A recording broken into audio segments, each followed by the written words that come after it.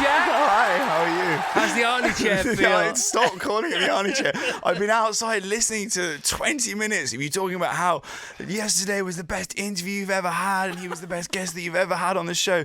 This is a really tough act to follow. By miles. By miles. Yeah, you're the one that's got to follow him. This is harder than when I had to go on the One Show and follow an item on spotting the signs of sepsis. Like, I've had some hospital passes in my time, but having to come on and be the guest after Arnold Schwarzenegger, I mean, you look at you still have the glow. Like yesterday, I got the Arnie glow, you man. popped your cherry with the love of your life, and now you've got this, and it's going to be loveless and cold, and you're just going to have to shut your eyes and imagine Arnie's still here. What you're going to experience now is a 10-minute version, if it lasts that long, a 10-minute version, right, of what it feels like to take over Top Gear from Jeremy Kyle. But without the bloodshed. Yeah. Literally. Jack, it's the new all-soft smiley Jack Whitehall. Thank you. Why might that be, I wonder? Congratulations. Thank you very much. Yeah, I've had a baby. That's happened since I saw you Was last. your partner I'm now a involved father. at all? Yes, no, she did a lot of the heavy lifting, and when push came to shove, she was very involved, and then I've been just there in the sort of background. I think it's hilarious that fatherhood has caused you to cry at tipping point before the birth. I know. That was a moment. Take us So through that. so sensitive, and I cry at everything, like weddings, funerals. But then I was watching this episode of Tipping Point, and I think I was just really highly emotionally strung. And there was a woman, and she wanted to win the money to get an airfare to go see her sister in New Zealand. And then the Jack Point counter dropped, and I was like Gaza in Italia 90. I was just in floods of tears. I was like, if I cry at this and I don't cry at the birth of my daughter, then I'm an absolute monster. Yeah. But I had nothing to worry about. I was So it's all blubbering right. mess. It's all right. Yeah. And, nobody tells you what it's like to be a mum or a dad or anywhere in between in any way that comes close to what it actually feels like. Yeah, no, that's true. And there's no middle ground, really, I think, with parents. Like, if you ask them about it, you have the parents that are like, oh my God, you have to do this and it's the best thing ever. And then you have the parents that are like Vietnam War veterans that are like, don't do it, man, you weren't there. And so there's nothing in between. And I feel like I, on a daily basis, flip between both of those things. I'm like, oh my God, it's incredible. And I'm like, oh my God, when can they go to a boarding school? How long do I have to wait? I wonder where that comes from. You have one of the most famous dads in the UK. And also your mum's quite famous too because of their podcast now, which is great. I listened to them both talking on the Dish podcast. It was hilarious. Did you hear it? On that. Yeah, it was so funny. It's so funny. Parenting tips from your dad, from your mum.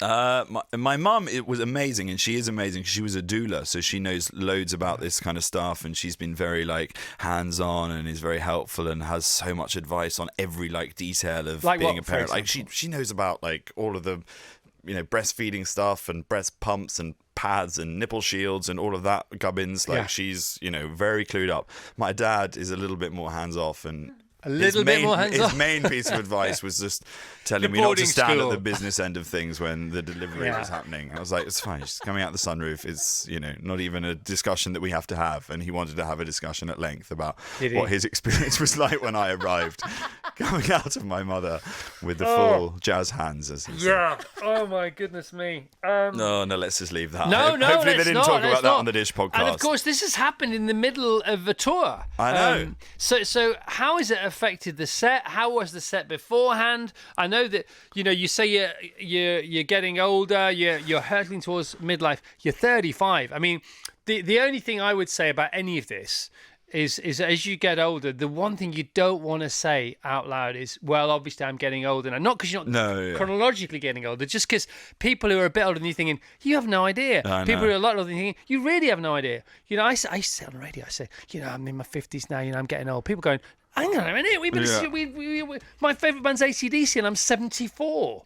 Because that's the way it is. Yeah, you can't say that as a person of my age. I'm aware of that, and I am, and I feel it. If I ever mention it on stage, you feel everyone's buttocks clenching. Honestly, how dare you? Is it their buttocks or their fists? It's their fists. Or both. Their teeth gritting. No, it's your buttocks and their fists. My buttocks and their fists. Your balls, your buttocks and their fists. But I actually listen, and I don't want to I'm bringing it back to him. I listened to Arnold Schwarzenegger on another radio interview. I think he was talking to Howard Stern, and he was saying about the physical deterioration as you get older. He said how much harder it is for him because he was like an Adonis and he had the most incredible body ever, and then deteriorating is really difficult. And he said it's so much easier if you never look like that because the fall is much like shorter. And I was like, that is very inspiring, and it's the reason why I should never go to the gym, because if it just stays like this, such a Whitehall, then I'm never. It's such a Whitehall take got on anything things. to lose.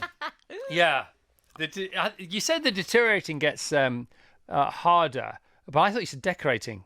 No, but that's because you've been gigging. That's because I've been gigging. How was Croydon? Croydon was good, and I enjoyed Croydon.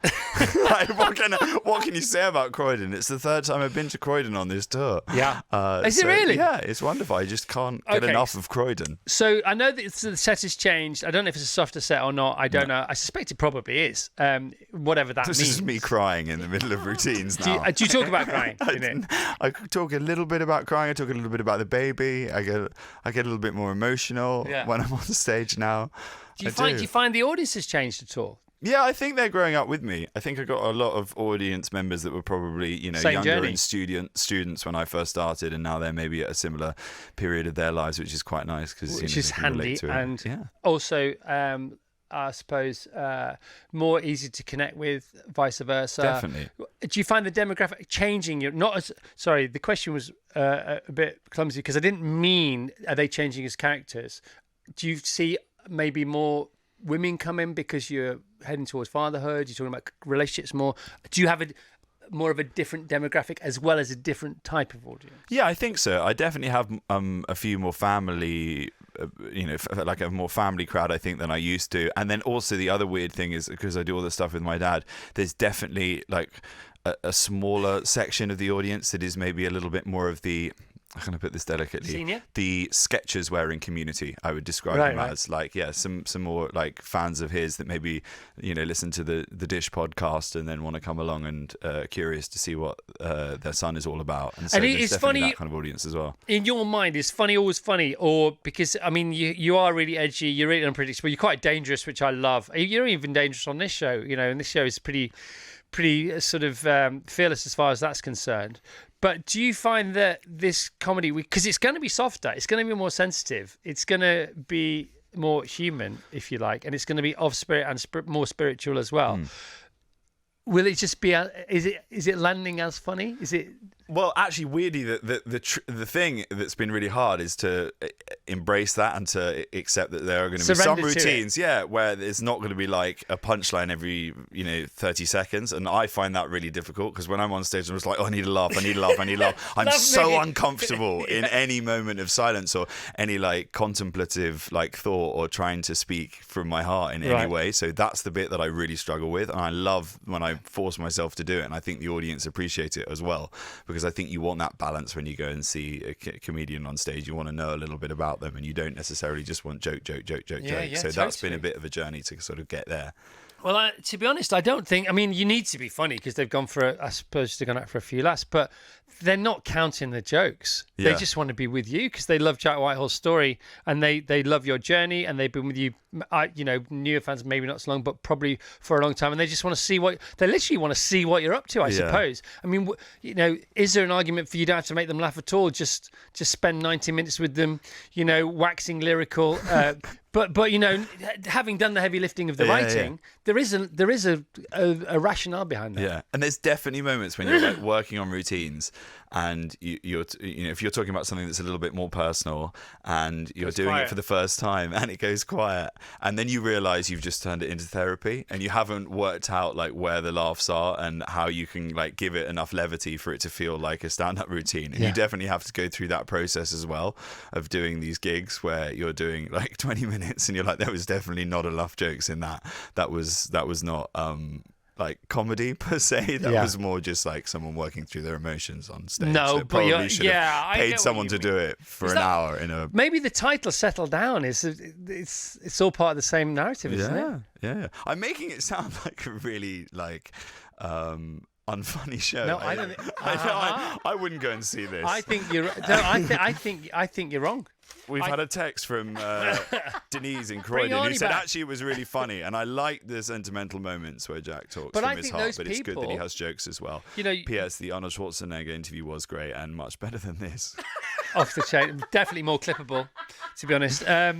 I did his workout routine this morning because obviously I listened to the interview yesterday. I was like, it's very inspiring. Gets up at 5 a.m., has a coffee, feeds the animals, the dog, the donkey, the horse, the pig. He gets on his bike. He rides for half an hour. He Gold's goes to the Gym. gym and then he does a 45-minute workout. So I was like, great, I'll do that this morning. I got up at 5. I had the coffee, fed the dog.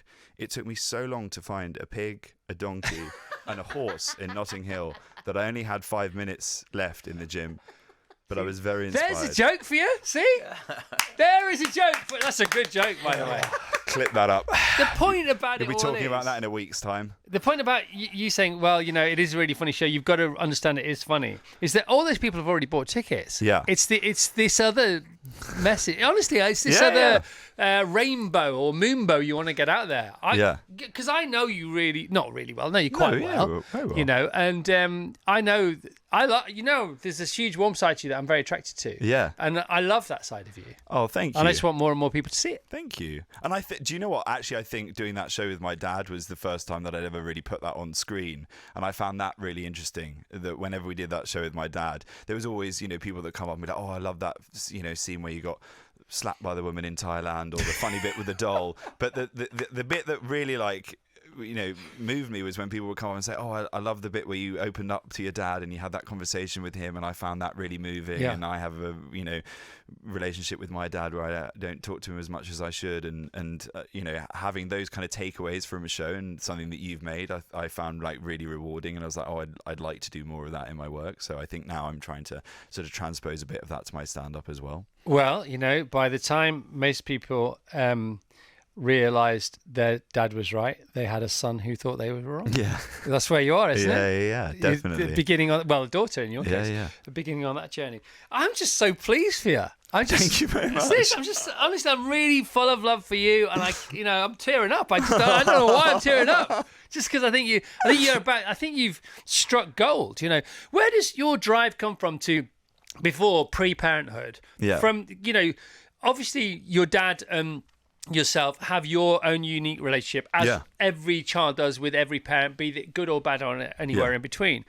But it doesn't seem to have been traumatic. There doesn't seem to have been this need for a drive to get on stage and say, to sell out arenas. You know, Jack has had three times he's enjoyed a sellout arena tour, which is no small thing, not just here, but also in Australia, you know, on other continents around the world. Where does that need for love come from somebody who seems to have had a pretty decent upbringing? Yeah, I mean, I don't know. I think Loving, not decent, loving, yeah. and decent.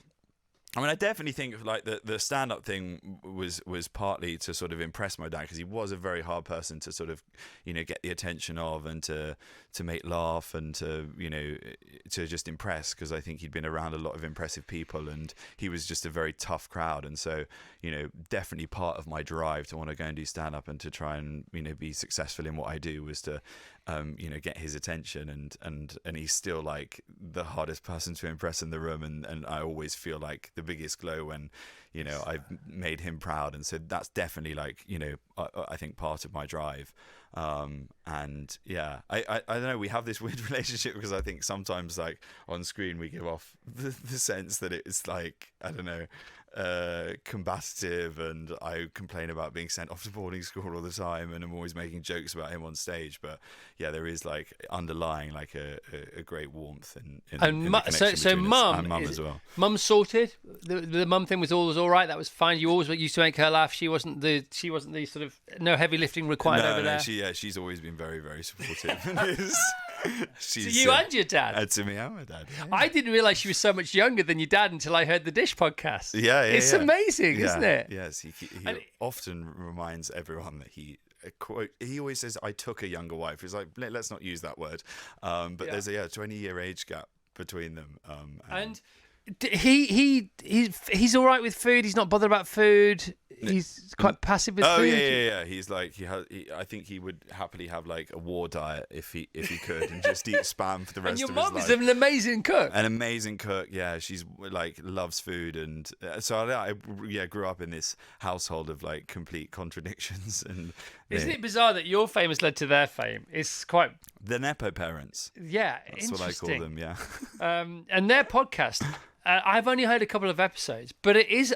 Again, it's just gold. It seems effortless. Yeah. Is it? Yeah, I mean, it's effortless for them. I find it an effort to listen to sometimes because it's just literally them. And I guess this is revenge because I've been telling indiscreet stories about them on stage for years, and now they're just airing our dirty laundry on a podcast. And every week, like, I'll get some notification or like, someone else will Google my name, not me, because I would never do that. And there'll be a news story because my mum and dad have like talked about some story about how I accidentally left Babe Station on when I was watching television and living at home, and my dad went to put on the test match, and all of a sudden there was a woman juggling her breasts around on the screen, and I'm like, oh God, I'm a really cool comedian. I don't do stuff like my persona doesn't do stuff like that. I'm a dad now, please stop it.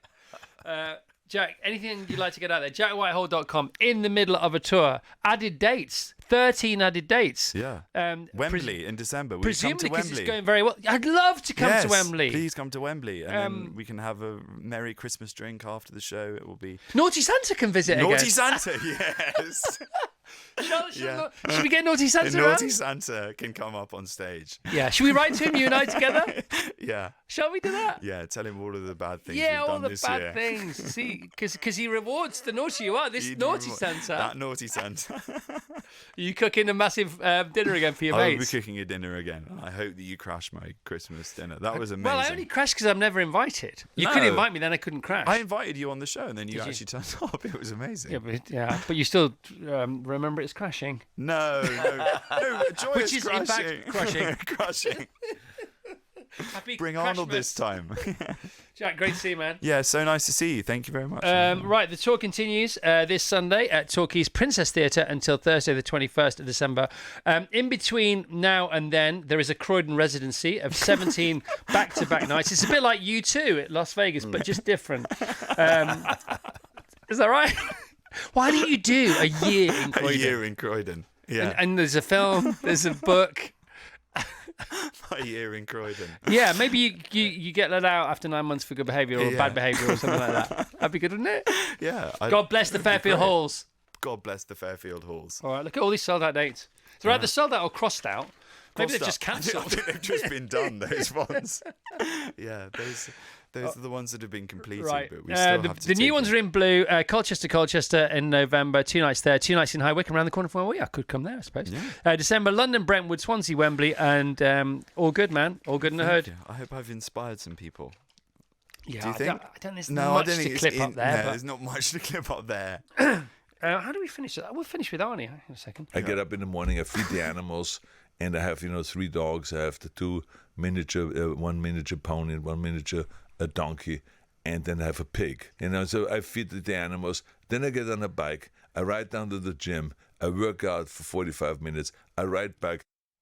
So the added dates are to fund the purchase of the pigs and the donkey. Yeah, exactly. So then I can have the Arnold Schwarzenegger morning routine every day.